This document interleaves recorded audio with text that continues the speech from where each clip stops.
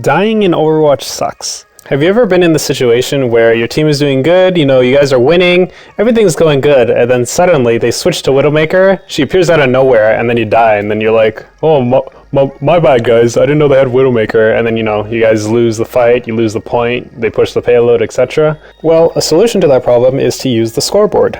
There's a lot of different information that the scoreboard comes with, but in this video what we're going to be focusing on is the two different team compositions. Now, some of you may be a little bit confused when I say this because, you watch another video or you're reading up on different guides and they say, hey, position here, this is a good spot for playing Ana, this is a good spot for playing Soldier. Well, unfortunately the game isn't static, so having those positions all the time isn't necessarily good. There are some positions that sometimes are very good and other times where they're very bad. And so, to further elaborate, we're going to go over a few examples of this. So the first example we're going to look at is a game of me playing Ana on Eichenwald. Now you might be thinking to yourself, there's only one place the enemies can come from, how hard should it be to position on this map?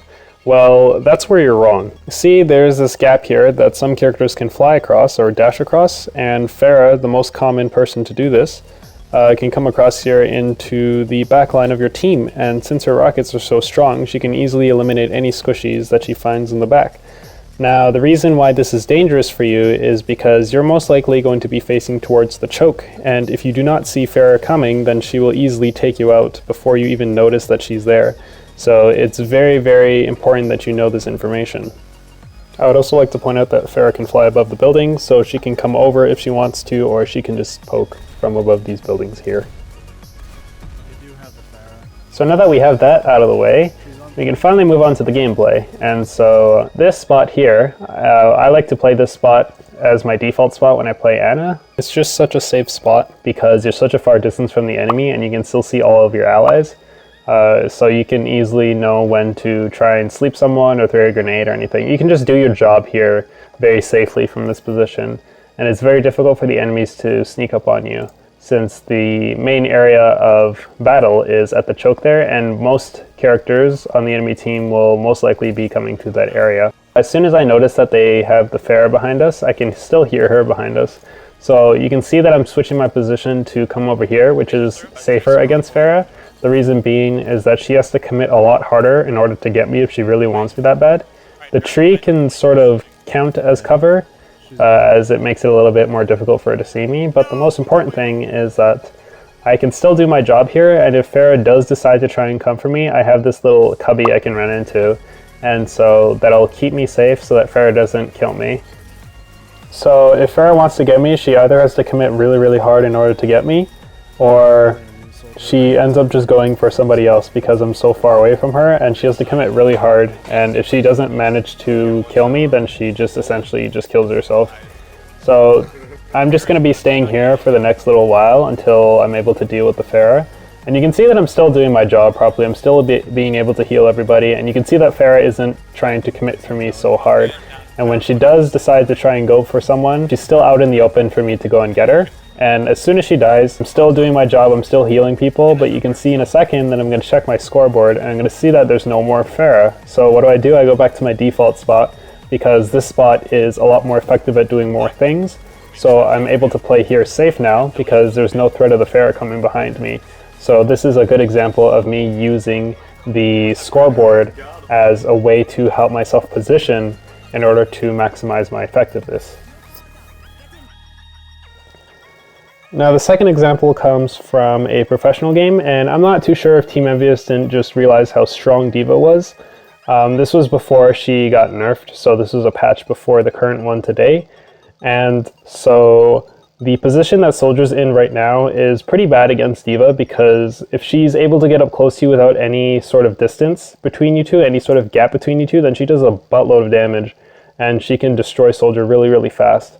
And I remember that I used to play that position, and I was thinking to myself that Harry Hook was going to die. Like, I was so positive. I'm like, Harry Hook is probably going to die if Shadowborn realizes that he can just go up there and kill him, because it's very easy to maintain a small gap between you two, like being right beside each other. It's very easy to do that as D.Va in that position, especially since you are almost kind of overextended and you don't have a team to really help you, D.Va can burst on people really, really fast if she's able to get really, really close to them and put all her bullets into them. So having Harry Hook positioned here isn't exactly the best spot. And he could have easily changed his position early if he just decided to look at the scoreboard, which I'm not sure if he did. I don't know if he didn't, and he just thought that he was able to pull it out.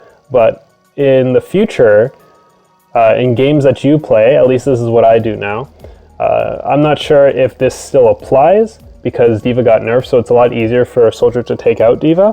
When you see that the enemy team has a D.Va or had a D.Va, what you would do is you would back up farther away from that ledge and more towards the point, still on high ground, so that you still have the same level of threat, and the fact that you're safer is a lot more valuable. Another thing is that you can see all of the different angles that the enemy can come from. So what that means is that you can see them coming from upper, lower, main, or through the back alley. And since you can see all of the different angles, this will allow you to communicate to your team to where they're coming when they're attacking versus when they are approaching to attack. So you still get the same amount of intel, you just get it a little bit later.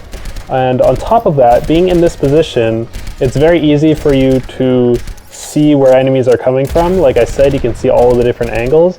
And so it's a lot harder for them to flank you and come up behind you because you can see where they're coming. So if you see a tracer dashing through the top and see her just disappear behind the building, then you can easily tell that she's coming to flank you or she's behind your enemy lines or anything like that. So especially on this map, it's very difficult for enemies to sneak up on you when you're in this position because you can see everything. And being able to see everything means that you can adjust your position accordingly while still being a threat towards the enemy team. This position is an excellent choice to fall back on if the enemy team has picked something that you're struggling with when you're playing Soldier 76, as this spot provides you with so much versatility and so much ability to be flexible, as you can see everything, you can maximize your damage from this position since you're attacking everyone from medium distance, and you're able to make out calls for your team, being able to see every sort of angle that the enemy can come from.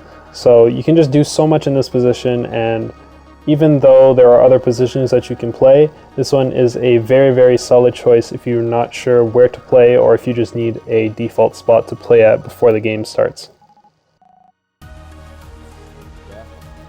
So the third and final example is me playing Zarya on Ilios. So at the very beginning of this match, I checked the scoreboard to see that they have a Widowmaker, so I don't have much charge and my team isn't quite charging them yet. So I back up a little bit because I don't want to get sniped out by the Widowmaker. Being out in the open is very easy for her to pick me off. And I see at the top right that our Widowmaker picked off their Widowmaker, so that gives me a little bit more ability to move in forward like this and start pressuring the enemy team. So as soon as the Widowmaker dies and I'm all settled in, I press tab and I see that they switched to Tracer. So now I switch my sort of mindset to, you know, when they start coming in, I'm going to try and protect my Widowmaker because they switched to Winston and Tracer. So I'm going to try and protect my backline a little bit more to try and prevent the flankers from being able to get my backline. And I keep pressing tab, and soon we're going to see that the Tracer switches to Roadhog. So now that it's just Winston that can reach my backline, I don't have to sit in the back of my team as much simply because the only threat to my backline is Winston, and Winston isn't going to insta-burst anybody on my team. Now the other characters can flank like Roadhog, but the map is just so small that it's going to be very hard for him to sneakily get behind me or my teammates in order to reach the backline. So I don't have to worry about that as much. By the time I notice the Winston trying to reach my backline, I can easily just run to my teammates and shield whoever is being threatened by the Winston and take him out like that. So I hope you can see how the enemy picks sort of change up the way that I play, and you can see how it sort of changes my playstyle so that I can be more effective against the enemy team, as well as keep my team safe or just have as much impact, because certain characters play certain ways. So you can work around that and make a plan ahead of time so that you have an answer to what they are going to do ahead of time versus being surprised as they switch to Roadhog or Widowmaker and then instantly dying, making it a 5v6. So I hope that you can understand the concept of this and see how helpful it is. And if you don't understand, then you can just post in the comments below your question or your concern about it. And even if you do understand it and you still want to just ask me a question, then feel free to just post something in the comments below. And thanks for watching.